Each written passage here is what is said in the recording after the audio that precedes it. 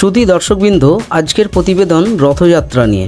আপনাকে আর পুরী অথবা ইস্কনে গিয়ে রথযাত্রা দেখতে হবে না, আপনিই দেখতে পাবেন আমাদেরই রাজ্যে শুরু হয়ে গেছে। বছর 3 ঘটছে, আমরাই প্রথম এই আপনাদের জানাবো এবং সেই ভিডিও দেখাবো।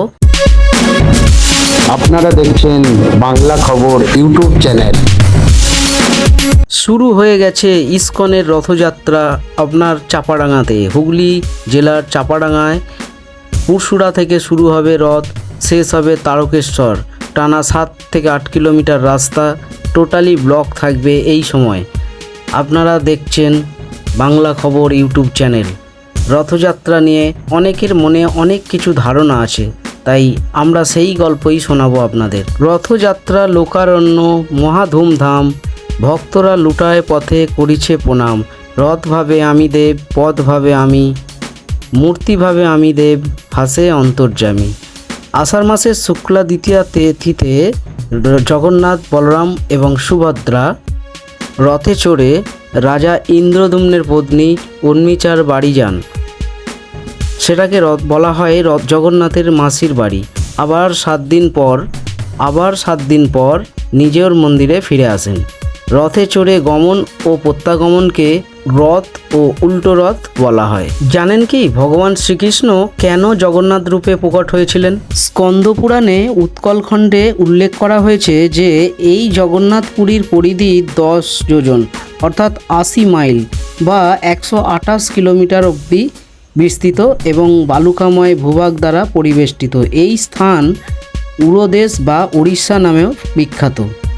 শাস্ত্রে উৎকল দেশকে এই গ্রহের পবিত্র স্থান বলে উল্লেখ করা হয়েছে। ব্রহ্মাণ্ড পুরাণে বলা হয়েছে বর্ষানাং ভারত শ্রেষ্ঠ দেশানাং উৎকল স্মৃত উৎকলস্য সমদেশ দেশ নাস্তি মহিতলে, অর্থাৎ সমগ্র বর্ষ সময়ের মধ্যে ভারতবর্ষ শ্রেষ্ঠ, সমগ্র দেশের মধ্যে উড়িষ্যা শ্রেষ্ঠ। কবিগুরু রবীন্দ্রনাথ ঠাকুরের রচিত যে পংক্তিটি আমি বললাম, এগুলোর সাথে কে না পরিচিত। বিশ্বকবি যে রথযাত্রার কথা বলেছেন কবিতায় বা লিখেছেন, সেই রথযাত্রা রয়েছে সুদীর্ঘ ইতিহাস। সেই ইতিহাসে আছে প্রাচীনত্ব আর পুরাণের মিশ্রণ, আছে ধর্মীয় ভাব গাম্ভীর্য আর আচার প্রথার বর্ণনা। আমরা আধুনিক যুগের মানুষেরা রথযাত্রা বলতে বুঝি পুরীর মন্দির, জগন্নাথ দেব, জিভে গজা আর দেশের বিভিন্ন স্থানে বাহারি মেলা।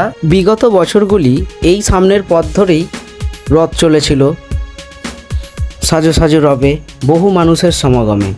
তাই এই বছর যেহেতু চাপাডাঙ্গায় একটি উড়ালপুল হয়ে গেছে, সেহেতু এই পারমিশনটা প্রশাসন থেকে দেবে কি না সেটা বিবেচ্য বিষয়। তা আমরা দেখব।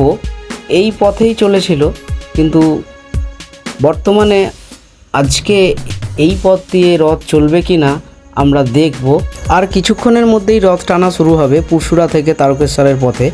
তো আমরা একটা গুঞ্জন শুনতে পাচ্ছি লোকমুখে যে হয়তো এই বছর এই পথে রথ টানা হবে না বা প্রশাসন থেকে পারমিশন দেবে না, যেহেতু জনবহুল এলাকা চাপাডাঙ্গা একটি জংশনে পরিণত হয়েছে। তাই আমরা যেটা জানতে পারছি এই উড়ালপুলের ওপর দিয়ে হয়তো পারমিশন দেওয়া হতে পারে। তাই আমরা দেখব আর কিছুক্ষণের মধ্যে রথ এই পথে যেতে পারে আমাদের ধারণা। তো আমরা দেখে নেব আর কিছুক্ষণের পরেই, কিছুক্ষণ বলা ভুল হবে, কয়েক ঘন্টা পর রথ এই পথে হয়তো যাবে।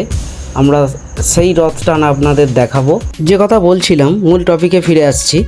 পূর্বে আপনারা হয়তো জানেন, পূর্বে 6টি রথ চলতো, জগন্নাথ দেবের রথ 6টি চলতো। এখন বর্তমানে 3টি রথ চলে। সেটা হচ্ছে মাসির বাড়ি যাওয়ার পথে একটি নদী পড়তো, নদীর এপারে 3টি রথ চলতো এবং ওই পারে 3টি রথ চলতো। আপনারা অনেকেই জানেন যে পুরীর এই জগন্নাথ মন্দির মহারাজা ইন্দ্রধনুষ তৈরি করেন, কিন্তু আসল সত্য এটাই যে তিনি শুধুমাত্র মূল মন্দিরটি তৈরি করেছিলেন, বাকিগুলি তৈরি করেছিলেন সময়ের পরিবর্তনে আগত বিভিন্ন রাজা এবং শাসকেরা। তো আপনারা দেখতে থাকুন, আমাদের ফলো করতে থাকুন চ্যানেল। আমরা দেখাবো রথ টানা জগন্নাথের। আজকের দিনটি সকলের জন্য শুভ হোক, মঙ্গলময় হোক। বন্ধুরা, প্রতিবেদনটি কেমন লাগলো অবশ্যই কমেন্ট করে জানাবেন।